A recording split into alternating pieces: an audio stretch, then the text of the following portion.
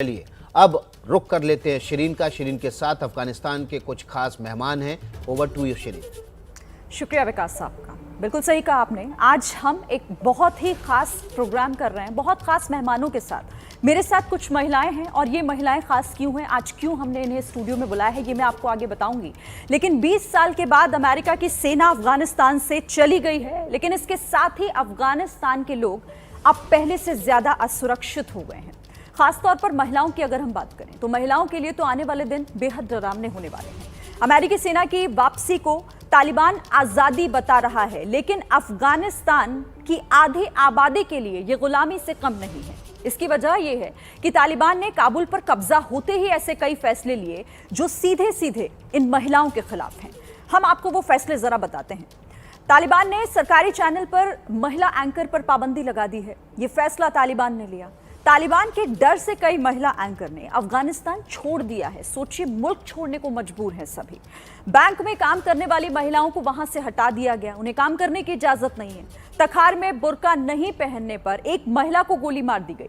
तालिबान ने सलीमा मजारी नाम की महिला गवर्नर को बंधक बना लिया। तालिबान अपने लड़ाकों से महिलाओं की जबरन शादी करवा रहा है। साथ ही महिला पुरुषों की एक साथ पढ़ाई पर भी पाबंदी पूरी तरह लगा दी गई है।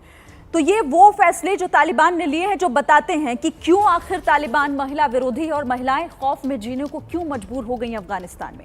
आज हम एबीपी न्यूज के स्टूडियो में अफगानिस्तान की उन महिलाओं से बात करेंगे जिन्होंने तालिबान के खौफ से अपना देश छोड़ा है। अपना मुल्क छोड़कर दूसरे मुल्क में रहने के लिए ये महिलाएं मजबूर हो गई हैं। ऐसी ही मेरे साथ यहाँ पर महिलाएं हैं। कुछ ऐसी महिलाएं भी हैं जिन्होंने पहले तालिबान के उस खौफ को भी जिया है और अब वो इसी बात से डरी हुई हैं कि अब ये तालिबान आखिर अफगानिस्तान में महिलाओं के साथ क्या करेगा।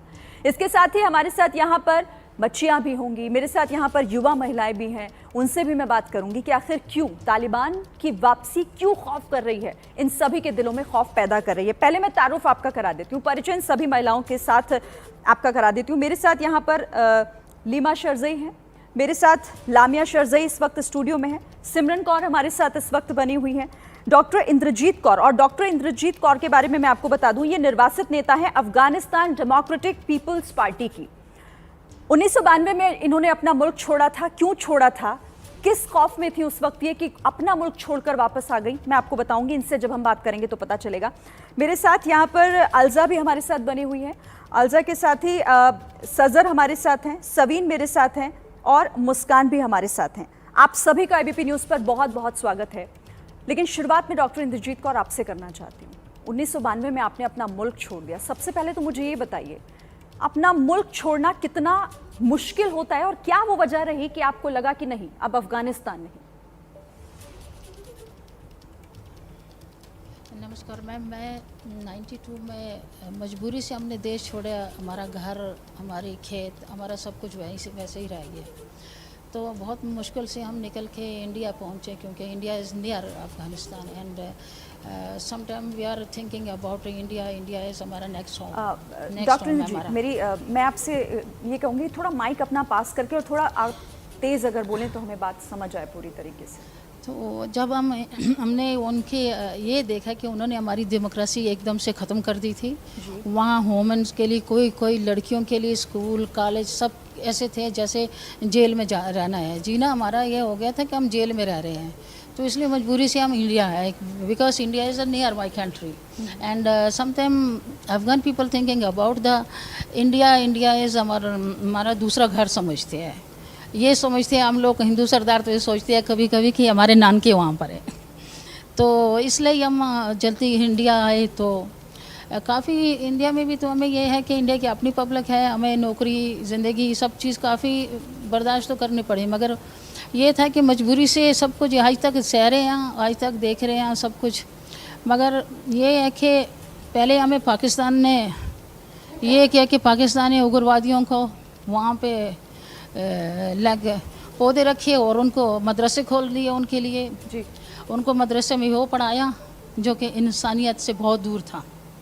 खुद पाकिस्तानी क्यों, ये पाकिस्तान इस्लामी स्टेट है, क्यों पाकिस्तान खुद ये अपने पे नहीं करता, इस्लामी शरिया अपने पे क्यों नहीं लाता कि अफ़गानिस्तान में करता है। तो उसको ये है कि बाहर के देशों से फ़ंड मिलती है और वो स्कूलों में, मदरसों में अफ़गानियों को और तालिबानों को, this is not only Afghan people but Taliban में जब हमने 92 में देखे हमारे स्टेट में अभी भी है जो वो सऊदी अरबिस्तान की है। काफ़ी लोग जो है पाकिस्तानी है, पंजाबी है, जिनको पश्तो हमारी लैंग्वेज आती नहीं उनको, तो इन्होंने सब ये भेजे थे वहाँ पर। बस सिर्फ ये है कि शरिया कानून है, शरिया कानून है, शरिया। अभी इस्लाम तो पाकिस्तान में भी है, ईरान में भी है, सऊदी में भी है, वो क्यों नहीं करते? उन पे क्यों ये नहीं कर सकते? अफ़गानिस्तान पाकिस्तान को खिलौना मिल गया। अब पाकिस्तान खुद इस बात से डरता है, उसको खुद इस बात का डर है कि अगर अफ़गान स्टैंड हो जाओ ना, अफ़गान खड़े हो जाओ तो पाकिस्तान का खतरा है, क्योंकि पाकिस्तान ने दादा हमारा देश पकड़ रखा है। पाकिस्तान एक पखारी देश है जो आसमान हिंदुस्तान से मांगता है और ज़मीन अफ़गानिस्तान से मांगता है।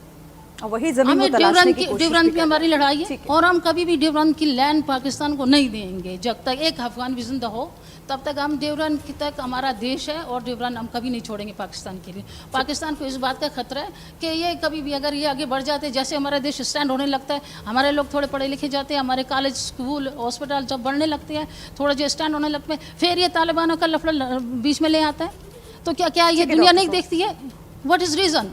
क्या यूएस को ये पता नहीं कि अफगानिस्तान में जो औरतें रहती हैं इनको पढ़ाई लिखाई की ज़रूरत नहीं है? क्या इनको हमारी हिस्ट्री मालूम नहीं कि हम 120 साल पहले हमारे बोरके नहीं थे, हम चुनिया नहीं पहनते थे, हमने कॉलेज पढ़े, काबुल मेडिकल इंस्टीट्यूट पढ़े, हमने तो कभी चुनी नहीं पहनी है, हमने तो कभी वहाँ सलवार, हमारे वही स्कर्ट और शर्ट चलती थी, वो हमारी डेमोक्रेसी थी। सबसे ज़्यादा दिक्कत महिलाओं से क्यों? मतलब शरीयत के नाम पर महिलाओं के साथ जिस तरह की ज्यादती होती है उस पर भी हम बात करेंगे। मुस्कान, मैं अब आपसे बात करना चाहती हूँ। आप पहले तो मुझे ये बताइए कि कब आई आप अफगानिस्तान से? जी थैंक यू मैम। मैं आई हूँ 7 इयर्स हो गए मुझे यहाँ पे, 7 साल हो गए। और वहाँ पे जैसे आप लोग देख रहे हो कि वुमेंस के साथ क्या हो रहा है, वुमेंस के वहाँ पे कोई राइट्स नहीं है। जैसे कि वहाँ पे अभी तक 15 दिन होगा शायद कि तालिबान आया हुआ है, अभी स्कूल बंद है, कॉलेज बंद है। अभी तो ये बोला गया है कि वहाँ पे जो गर्ल्स और बॉयज़ दोनों का ये अलग हो जाते हैं क्लासेस, लेकिन उनको ये नहीं पता है कि अगर हम क्लासेस को अलग कर दें, उनके जो अभी गवर्नमेंट है, अभी जो उन्होंने कंट्रोल में नहीं, तो मतलब कंट्रोल नहीं कर सकते, ऑब्वियस की बात है, लेकिन जो उनके पास अभी कुछ नहीं है, जो खाने के लिए कुछ नहीं है, वो पूरा एक मुल्क, पूरा एक देश को कैसे कंट्रोल कर सकते हैं? बस उनका यही है कि वहाँ पे औरत होना एज अ वोमेन वहाँ पे एक गुनाह है, एक जुर्म है। वहाँ पे औरत का कोई एज अ ह्यूमन वो लोग सोचते नहीं। आप कह रही हैं कि औरत होना अफगानिस्तान में गुनाह है? औरत होना एक्सपीरियंस आपने किया? जी, कोई ऐसा आप बताएं जी अपना? औरत होना वहाँ पे गुनाह है। मैं बताती हूँ आपको कि क्यों। वहाँ पे एक औरत अगर अपने घर में बैठी है, जो अभी उनके हस्बैंड नहीं है, काम करती है, तो अभी वो काम पे नहीं जाते, उनको बच्चे क्या खाते हैं। और दूसरी बात यही बताती हूँ आपको कि अगर एक लड़की है वहाँ पे, 14 साल की लड़की, उनके ऊपर रेप हो जाते हैं, बलात्कार हो जाते हैं, तो इसमें मीनिंग क्या है? वहाँ पे ये औरत है, ये लड़की है, ये अफ़गान लड़की है कि वहाँ पे पैदा हो गया अफ़गानिस्तान में, यही गुनाह है उसके। तालिबान यही सोचते हैं कि हम एज अ सेक्सुअल यूज़ करते हैं लड़की को, और जो हमें करना है वो करते हैं। जो मेरे एक फ्रेंड थे, अभी ये मेरे एक्सपीरियंस भी है, और वो लड़की जो रशिया से आई थी, वो लड़की 14 साल की थी, तो रशिया से आई थी। उनको तालिबान उसके परिवार के सामने यही बोला है कि ये लड़की मुझे पसंद आए तो हमें दे देना। वो लड़की अपने साथ लेके गए। क्या हो गया? ये हो गया वुमेन्स के राइट, ये हो गया शरिया लॉ, इस्लामिक कहा, इस्लाम ने यही कहा है कि बच्चों को गोली मारो, वुमेंस को हक नहीं देना, अपने घरों से बंद कर देना, और उनको कोई इजाज़त नहीं है पढ़ाई लिखे में, या तो जॉब, जब उनको ये राइट नहीं है कि अपने घर से निकालना। ये मेरे ख्याल से ये कोई इस्लाम के नाम में पैदा नहीं होते इस काम में, ऐसे सलूक में। लीमा और लामिया, फिर मैं आपसे भी बात करूंगी। लीमा, पहले मुझे आप बताइएगा, जब जो यहाँ मुस्कान कह रही हैं कि मतलब औरत होना अपने आप में गुनाह, ऐसी तस्वीरें भी हम देख रहे हैं अफगानिस्तान से आ रही हैं, महिलाओं के साथ ज्यादतियां हो रही हैं, उन्हें काम पर नहीं जाने दिया जा रहा है, उन्हें कहा जा रहा है कि आप बुर्का पहनिए। मतलब क्या क्या दिल में आता है, दिलो दिमाग की मनोस्थिति उस वक्त क्या होती है जब अपने मुल्क के बारे में हम ऐसा सुनते हैं? सोच तो बहुत गलत है ये, अफ़गानिस्तान में वोमेन से बहुत गलत होता है, ये बाहर जाना, ये सब पढ़ाई वराई सब बंद है, तो फील तो बहुत बुरा होता है यहाँ पे वोमेंस को। या इंडिया में देखते तो हम अपने पास बोलते हैं काश अफ़गानिस्तान भी ऐसा होता, फीमेल्स को ये सब रूल होता कि काम करे पढ़ाई करे। अभी तो सिर्फ अफ़गानिस्तान एक जिंदान की तरह है, जेल की तरह है, सब वोमेंस बंद है अच्छा, घर मन पे। होता है अपने मुल्क जाना, अफगानिस्तान जाना? कब आप गई हैं कभी वहाँ? हाँ गई हूँ, अच्छा, कब आई आप वहाँ से? मैं तो 2016 में आई हूँ यहाँ पे अच्छा, इंडिया उससे में। पहले जब आप रही वहाँ पे, कुछ जी। ऐसा एक्सपीरियंस बताइए मुझे, क्या आप महसूस करती थी? क्योंकि अपने देश में रहना और उसके बाद उसको छोड़ देना, मतलब मैं सिर्फ कह सकती हूँ कि मैं समझ सकती हूँ, लेकिन ये सच्चाई है कि हम नहीं समझ सकते, सिर्फ वही समझ सकता है जिसके ऊपर बीतती है। बहुत बुरा फील हुआ, अफ़गानिस्तान को छोड़ के हम यहाँ पे आए, वो हमारा मुल्क है ना, इसलिए बहुत फील बुरा हुआ है। लामिया, यही सवाल मेरा आपसे, कब आई आप और अब हम तो 6 साल हो परिवार के गए। साथ रहते हैं यहाँ? हाँ, परिवार के साथ रहते हैं। जब हम वहाँ पे थे तो हालत अच्छा था, इतना भी बुरा नहीं था जितना आज है। हम जाते थे, बाहर जाते थे फैमिली के साथ, मेला करते थे, पार्टी वगैरह सब कुछ होता था वहाँ पे। लेकिन जब हम वहाँ को छोड़ के आ गए तो हमें बहुत बुरा फील हुआ, और यहाँ पे रह के जब वहाँ की हालत जानते हैं अपनों से तो और भी बुरा फील होता है, क्योंकि अब तो सारे वोमेंस बंद हो गए और वोमेन को छोड़ के मर्द भी बंद हो गए, क्योंकि अगर गलत काम करेगा तो उनको भी गोली मारेगा। और वोमेंस का जाना, बाहर जाना, सब कुछ ख़त्म हो गया। जैसे हम पढ़ाई करते हैं किस लिए? घर पे बैठने के लिए नहीं करते ना। जब हम पढ़ाई करते हैं तो ऐसा मन में होता है कि काम करें, ख़ुद की कुछ कमाए और ख़ुद की कुछ घर बनाए, ऐसा कुछ होता है ना। मतलब डर लगता है कि डर लगता है, अफगानिस्तान हाँ। लौटे तो ये सब बंद हो जाएगा। अभी अफ़गानिस्तान जाना तो जाना चाहते हैं आप? अभी तो नहीं जाना चाहती। चलिए। अभी जब तालिबान आ गए तो सब वहाँ से और देखिए, ये खौफ है अपने मुल्क वापसी को लेकर ही लोगों के अंदर, महिलाओं के अंदर, क्योंकि हम महिलाओं की आज बात कर रहे हैं, वो डरी हुई हैं, वो सोच रही हैं कि अब जाएंगे वापस तो वहाँ क्या करेंगे, क्योंकि वहाँ पर तो महिलाओं के लिए अपना घर भी जेल के समान है।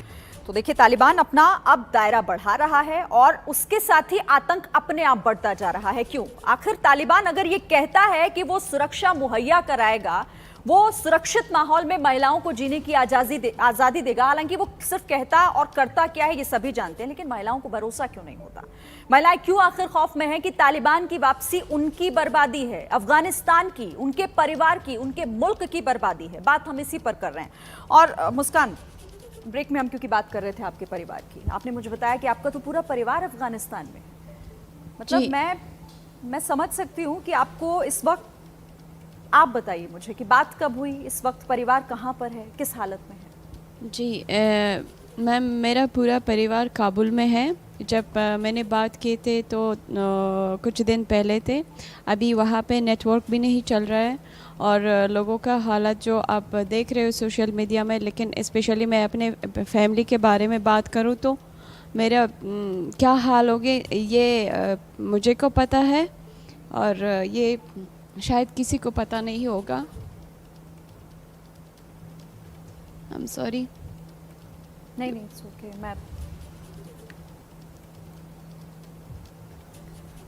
मैं चाहती हूँ मुस्कान आप हमसे बात करें। और देखिए, मैं यही कह रही थी ना, मैं आपसे यही बता रही थी कि इन महिलाओं की आंखों में आंसू नहीं है। आप समझिए, वो तकलीफ है, ये वो दर्द है जो हर अफगानी महिलाओं के मन में है। मुस्कान, मैम, जब से तालिबान आए हैं तब से ठीक है कि मेरे पूरा परिवार उधर ही है। जब उनके फ़्लाइट थे तो फ़्लाइट कैंसिल हो गए उस दिन, तो उनका वीज़ा भी कैंसिल हो गए। लेकिन मैं पूरा अफ़गानिस्तान का, पूरा अफ़गान लोग का दर्द समझ सकती हूँ, लेकिन जो किसी का परिवार नहीं, उनके I am so sorry.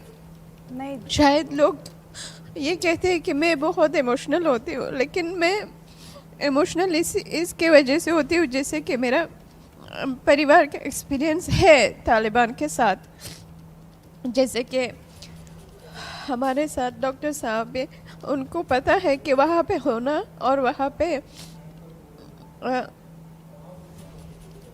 Sorry पानी प्लीज, पानी दीजिएगा। मुस्कान आप मैम, मुझे ये नहीं पता कि दिन होते हैं या रात होते हैं, मुझे तो एकदम डिप्रेशन से आता है आप पानी पीजिए, आप पानी पीजिए। और मुस्कान, मैं मुझे मैम, पता है मुझे कि अपने मेरा परिवार फ्रेंड- से दूर रहना कितना मुश्किल होता है। मैं मेरे फ्रेंड को अलजा जी को पता है कि मैं कितने दिन रोए हूँ, कितने रात रोए। बस आप पानी हमें पीजिए। मुस्कान, पहले आप पानी पीजिए, आप पानी पीजिए, लाई माइक मुझे दीजिए, फिर आप बात कीजिए। Thank you. रिलैक्स कीजिए। बस हमें भारत सरकार से रिक्वेस्ट है कि कम से कम जिनका फैमिली वहाँ पे फंसे हुए हैं उनका तो कुछ करे, एयरलिफ्ट हो जाए। ठीक है कि हमारे फैमिली डिप्लोमेटिक नहीं है, या तो मेरे फैमिली वहाँ पे है, ऐसे जैसे मेरे वहाँ पे जो यहाँ पे अकेले रह रहे हैं उनके फैमिली भी है। अगर उनके लिए कुछ हो जाए तो हम बहुत शुक्रिया अदा करेंगे। और I am in depression, seriously I am in depression. तो देखिए, मेरा मकसद मुस्कान आपको रुलाना नहीं था, मैं भी I समझ know, सकती हूँ। देखिए, मैं खुद but- अपने परिवार से दूर रहती हूँ, लेकिन मुझे इस बात की तसल्ली है कि कम से कम मैं अपने मुल्क में हूँ। मैं कम से कम अपने मुल्क में अपने परिवार से 2 घंटे 3 घंटे की दूरी पर रहती हूँ। लेकिन आपके लिए ये कितना मुश्किल होगा, शायद मैं शब्दों में बयान नहीं कर सकती। जी, मेरे लिए बहुत मुश्किल है मैम। और मैं ये बताना चाहूँगी कि वहाँ पे जो हमारे एक्सपीरियंस है और 20 साल के पहले जो हमारे परिवार के एक्सपीरियंस है, वो ऐसा ही है कि मैम वहाँ पे अभी तालिबान के दूसरा चेहरा है, दूसरे बातें उन्होंने कहते कुछ और है, करते कुछ और है। ये नहीं है, मैंने बताया भी है कि वो लोग साइलेंट की ले रहे, अभी बस वेट कर रहे हैं कि ये अमेरिका चले जाए, पंजशेर का कुछ हो जाए। जैसे कि आज न्यूज़ में आए थे, पंजशेर का सारे नेटवर्क बंद हो गया है, रास्ते बंद हो गया है। बस तालिबान अपने असली चेहरा दिखाएंगे। बस 2 दिन के बाद कुछ बहुत बुरे होने वाला है और बुरा भी होगा। ये तो औरत के साथ नहीं, बस पूरे लोगों के साथ हो जाएगा। लेकिन मैं माफ़ी मांगना चाहती हूँ। मैं इमोशनल इसीलिए हो जाती हूँ कि जिनके परिवार, जिनके फैमिली और वो बच्चे जो अपने माँ से अलग हो जाते हैं, वो माँ अपने बच्चे से अलग हो जाते हैं, वो एक मेरा दर्द है सीने में कि मैं बयान भी नहीं कर सकती। और हम इसे बखूबी समझ सकते हैं मुस्कान। आपको आपकी ये तकलीफ़, आपकी ये जो आंसू हैं, ये आखिर क्यों हैं? ये तालिबान की वजह से। देखिए, तालिबान का खौफ इन महिलाओं के चेहरे पर, इन आंसुओं में आप समझिए और पहचानिए। एक महिला होने के नाते, एक परिवार से दूर रहने पर एक महिला का क्या हाल होता है, आप इस बात को समझिए, या फिर किसी भी परिवार के सदस्य का क्या हाल होता है।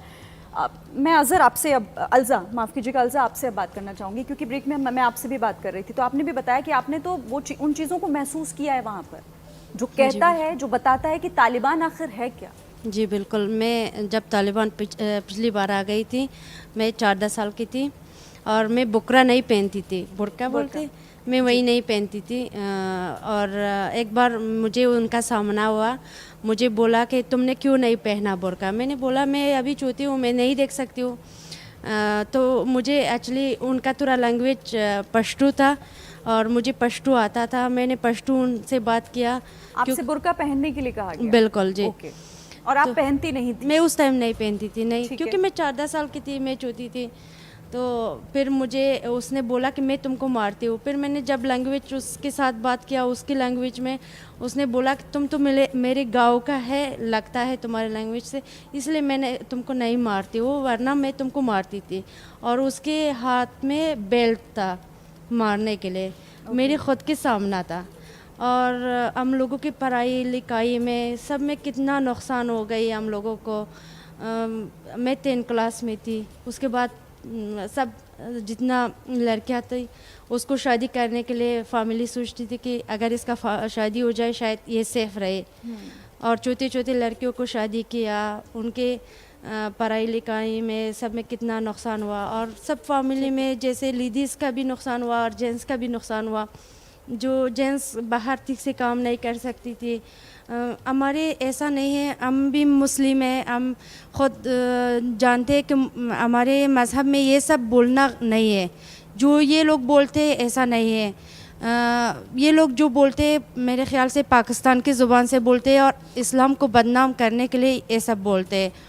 कभी जैसे डॉक्टर साहब ने बोला सऊदी अरब, ईरान, ये सब भी मुस्लिम कंट्री है, ये सब पाबंदी उन लोगों के लिए क्यों नहीं है?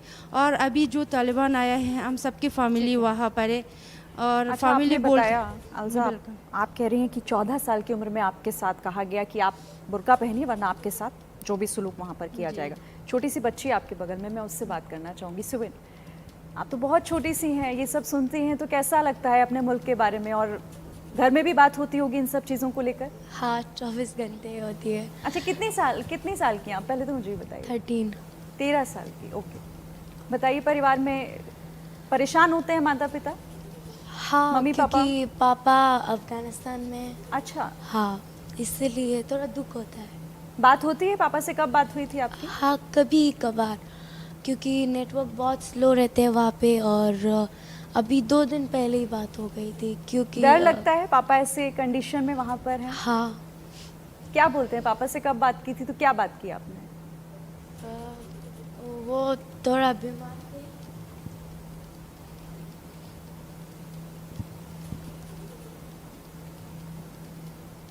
सुवीन, आप परेशान मत होइए, आपके पापा जहाँ हैं बिल्कुल सही हैं। देखिए, आप इतनी प्यारी सी, इतनी छोटी सी बच्ची हैं और इतने हिम्मत से आप यहाँ पर आई हैं हम लोगों से बात करने के लिए। मुझे बहुत अच्छा लगा। जैसे छोटी छोटी बच्चियाँ अपनी बात इतने अच्छे तरीके से कहती हैं।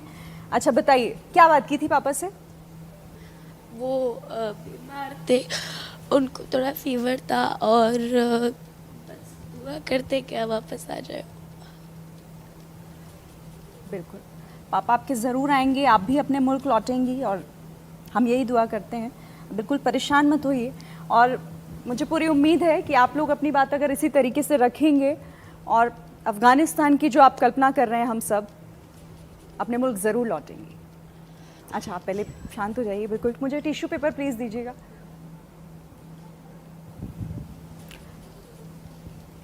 मम्मी से बात होती घर में? मम्मी क्या बात करती हैं? मम्मी क्योंकि अभी मम्मी और आप यहाँ रहती हैं? हाँ, मम्मी और मेरे सिस्टर्स है। नाना नानी आ रही थी, और उनको उनके वीज़ा मिल गया था। संडे को उनकी फ़्लाइट थी और संडे को तालिबान ने ले लिया, तो वो आ नहीं पाए। थोड़ा उसमें भी दुख हुआ। और अब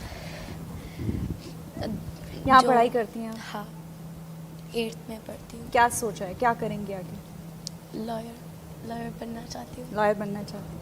मुल्क लौटना चाहती हैं अपने वापस अफगानिस्तान? हाँ, क्योंकि वहीं पे इतने कुछ ख़ास लॉयर नहीं है। देखिए, ये जज्बा होना चाहिए। मुझे इतनी अच्छी लगी ना आपकी ये बात, मतलब लॉयर बनेंगी और ये देखिए अपने मुल्क वापस लौटेंगी। छोटी छोटी बच्चियां हैं और देखिए, लेकिन कि अफगानिस्तान यानी अपने मुल्क को नहीं छोड़ना है। मुश्किल हालात है लेकिन वापस लौटना है। और भी लोग हैं मेरे साथ यहाँ पर, मैं उनसे भी बात करूँ। तो खास पेशकश देख रहे हैं आप, तालिबान की वापसी से अफगानिस्तान में महिलाओं का क्या भविष्य है। और अगर तालिबान कहता है कि महिलाएं सुरक्षित हैं, वो अपने आप को महसूस कर सकती हैं, तो फिर आखिर इन महिलाओं को उन पर भरोसा क्यों नहीं होता? इसी पर हम लगातार बात कर रहे हैं। अब मैं आपके पास आऊँगी सिमरन, हाँ, आप मुझे ये बताइए कि तालिबान पर भरोसा क्यों नहीं होता महिलाओं को? मतलब आप यंग हैं और आप एक बेहतरीन तरीके से मुझे समझा सकते हैं इस बात को, इसलिए मैं आपसे पूछ रही हूँ।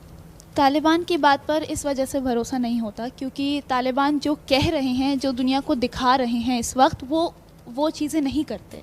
अच्छा, यस, इस टाइम वो एक लेजिटिमेसी का लेवरेज की वजह से इस time to present a very glamorous face in front of the people, in front of the world media, वो ऐसी बातें कर रहे हैं that we will ensure liberty, we will ensure democracy, we will ensure civil rights. But the question is the oppressive restrictions that they are placing on the women, the oppressive restrictions that they had placed on the women in during the first Taliban war when they had invaded Afghanistan. The first Taliban war stands as a testament कि वो फिर से वही करेंगे जो उन्होंने पहले किया था औरतों पर।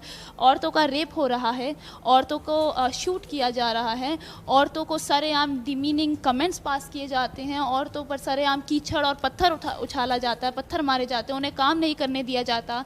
सिर्फ यही बातें नहीं हैं, ये भी है कि एक औरत बिना आदमी के, बिना एक मेल मेंबर के अपने घर से बाहर नहीं स्टेप कर सकती, मार्केट नहीं जा सकती, जिनके घर पे छोटे बच्चे हैं उनके लिए दूध तक लेने बाहर नहीं जा सकती। तो ये किस लॉ में, किस इस्लाम में ये कहीं नहीं लिखा है कि हम औरतों को बात करने तक की इजाज़त नहीं देंगे। आज मैं यहाँ बैठी हूँ, बात कर पा रही हूँ on behalf of the other women that are there, that are suffering in Afghanistan. It is because the country India is allowing. Afghanistan में आप देख रहे हैं कि औरतों को बात करने तक की इजाज़त नहीं है, हंसने तक की और इजाज़त ऐसे में नहीं अगर है। तालिबान कहता है कि भाई आप हम पर भरोसा कीजिए, सजल क्या लगता है, भरोसे के लायक तालिबान है? नो मैम, एक्चुअली आपको अपना भविष्य अफगानिस्तान में क्या दिखता है, मुझे ही बताइए। मुझे कुछ नहीं दिखते, क्योंकि जैसा इन्होंने बोला वहाँ भविष्य नहीं है। लेडीज़ को पढ़ने, स्कूल एजुकेशन के लिए या उनकी ड्रीम को बाहर जाने के लिए किसी चीज़ के लिए अलाउड नहीं है। और जैसा एक लड़की होना वहाँ, जैसा मुस्कान ने बोला, एक गुनाह है। तो मुझे बिल्कुल अच्छा नहीं लगता कि अपनी कंट्री को मैं इसे देखती हूँ, क्योंकि मैं यहाँ पे स्पोर्ट्स करती हूँ। जैसा इंडिया का टिकी होता है ओलंपिक्स, मेरा भी ड्रीम है कि मैं ओलंपिक अफ़गानिस्तान को रिप्रेजेंट कर दूँ, पर ऐसा बुरा लगता है क्योंकि सब लोग अफ़गानिस्तान के बारे में बहुत निगेटिव बोलते हैं। तो मुझे बुरा लगता है कि मुझे लगता है काश ऐसा एक दिन हो जाए कि मैं वहाँ जाके प्रूव कर दूँ कि मेरा कंट्री किसी से भी कम नहीं। वो अगर हो सके वो कर सकते हैं। ये सपने हैं, ये ख्वाहिशें हैं जो अपने दिल में दबाकर इन्हें रखना पड़ रहा है, क्योंकि अभी ना तो अफगानिस्तान सुरक्षित है, ना ही वहाँ का माहौल महिलाओं के लिए सुरक्षित है। लेकिन करना बहुत कुछ है, होगा कैसे, सिर्फ एक संशय इन सभी महिलाओं के मन में। इसलिए हम कह रहे हैं कि तालिबान पर भरोसा करना मुश्किल ही नहीं, नामुमकिन हो जाता है इन सभी का। बहरहाल वक्त मेरे पास इतना ही था। आप सभी हमारे साथ यहाँ पर आए, हमसे बातचीत की, सभी का बहुत बहुत धन्यवाद। स्टूडियो में आने के लिए बहुत बहुत धन्यवाद।